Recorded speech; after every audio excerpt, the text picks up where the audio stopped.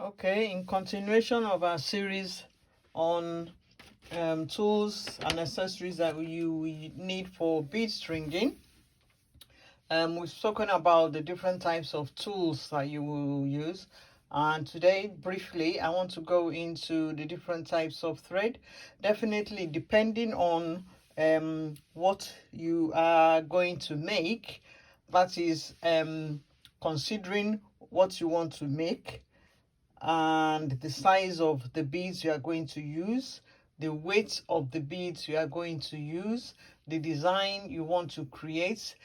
That's all that will determine the type of thread, the thickness of the thread, and what finishing you want to give to it. All of those things will help you decide the type of thread that you are going to use. But today I just want to run through the different types of thread so that you know that it is not just one single thread that you use for every type of beading activity. So first of all, we've got leather thong. I don't have any leather at the moment, but we're all conversant with what leather is anyway. So you can use that in your beads. If perhaps the hole is big enough, you use your leather. The accessories for ending or for closing leather are quite different from other accessories, so you need to look into that as well. You could use silk thread. Silk thread is good for bead knotting. That is, perhaps you want to knot your beads in between, like pearls. Is good for that. It is very strong and is very supple. This is a version of bead silk thread. This is silicone beading thread, and it's size 3. So you can, maybe you could see the thickness is quite thick. This is a size 3. This is the color is off white. It's white. This is another one. This is brown, and it's size 1. You can see the thickness. You can see that it's different. The thickness is thinner than the size 3. This is the size 3. You can see the two together. Size 3 and size 1. You can see the difference in the thickness. So these are silk threads which you can use if you want to do bead knotting. They are quite soft, supple, but very strong. Then you could also use nylon thread. Nylon thread is quite strong, and it passes through some small holes. You don't have to use a needle because it's strong and it's rigid, a bit rigid. So, and it's transparent as well, so you can pass it through small holes. But the only thing with nylon thread is that it's difficult to knot. It's difficult to knot. This is a version of nylon thread. You can see, I'm not sure if you can see it, but this is nylon monofilament. This is fishing, what we just call ordinary fishing line, but it's nylon thread. We use it in beading. This is a 25 mm. So it's rigid, it's strong, it's rigid. You can use it without using a needle, but because it's nylon, it's very difficult to thread at the end. So you have to have a way of finishing it.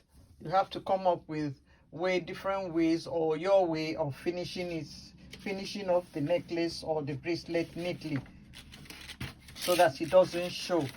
Then we also have sorry about that, we also have different beading wires.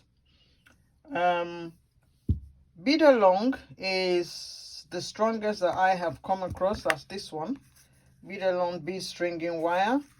It is very good. This is a bead along stringing wire. It is very good. This is 19 strands. There are different thicknesses of the wire, and as I said before, you need to really research what you want to design and the thread you want to use and how you want to finish it. All those things you take into consideration before you decide on which wire to use. Beading wire is twisted steel. There are so many strands in it steel that are twisted together. In this one, you can see it's got 19 strands, and they're all twisted together to make up this one strand. So it is very, very strong, and it is coated with nylon. It's coated with nylon, so it's not rough. It's coated with nylon. The Beadalon wire or bead stringing wire is very good for heavy necklaces and beads that are rough. Sometimes you get some beads when they are making drilling the hole, the inside is rough or the edge is rough. If you use silk thread or you use nylon thread, sometimes it frays.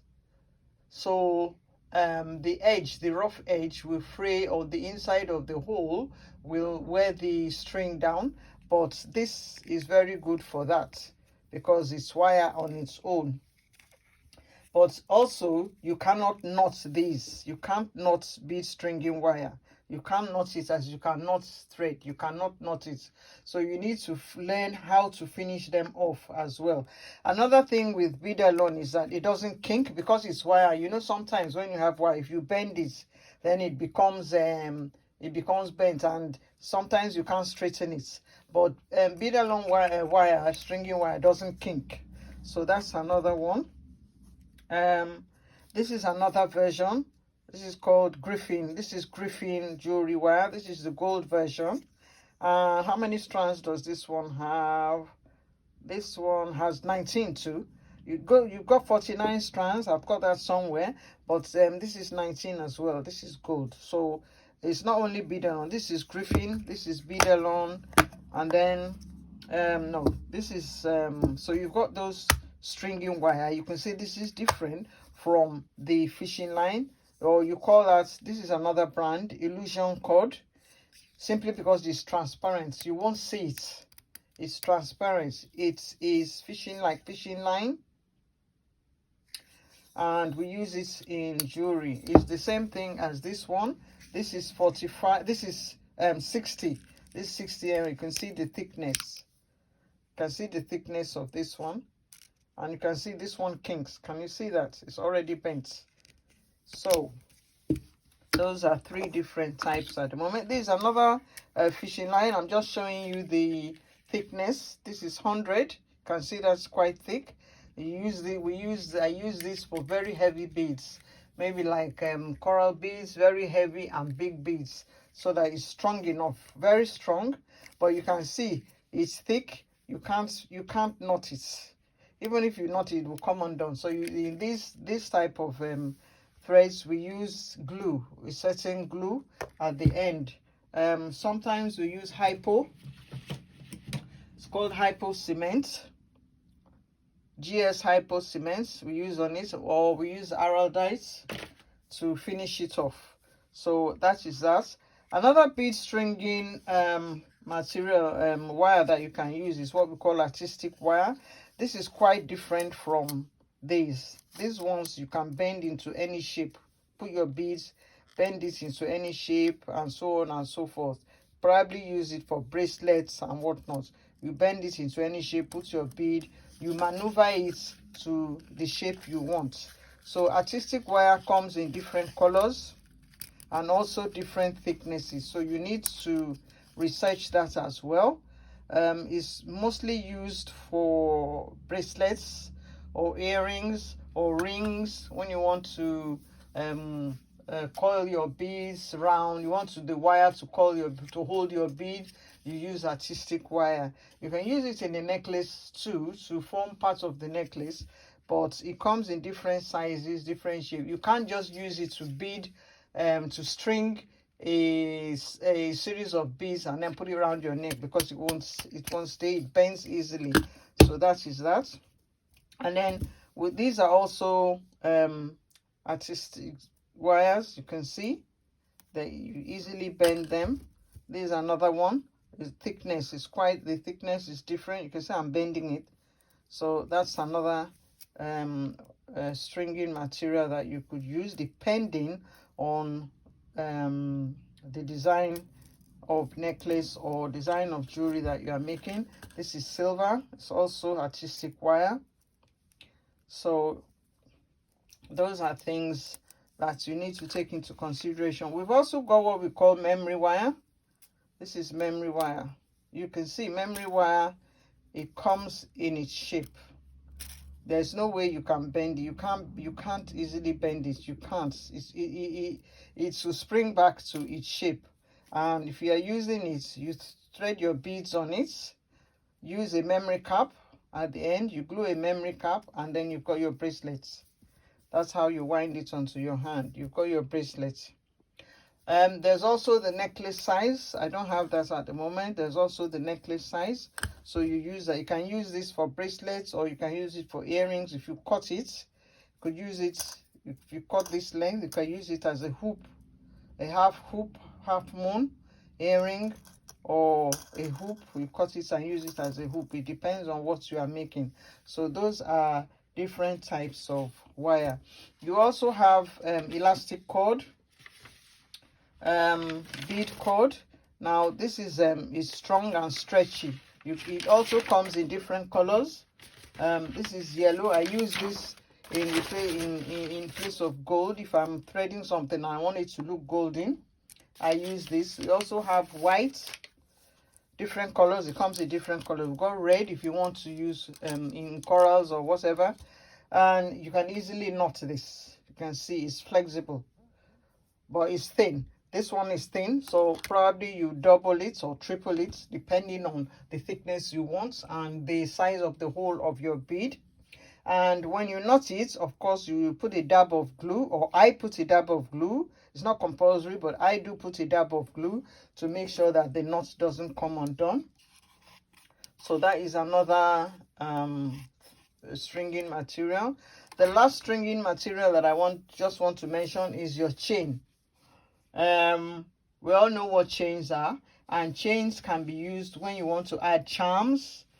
Maybe you've made some bead charms and you want to add it to the necklace. You can add it to a bead or add it to an earring so that it becomes a drop, or you can add your chain in between your beads. Chains also come in different weights and thicknesses and colors and shapes. So of course you decide.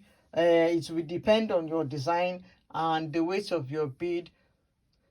You will need that information to choose what type of chain you want to use, or what design of chain you want to use. You've got link chains, you've got different types of different shapes. So if you like to use chains, you need to research that as well, so that you know what your design will look like. So those are the basic information for the accessories that you will need to start off your bead stringing. So I suggest that you take time out to research each one so that you know where and what you want to start off with. Thank you very much, and goodbye till next time.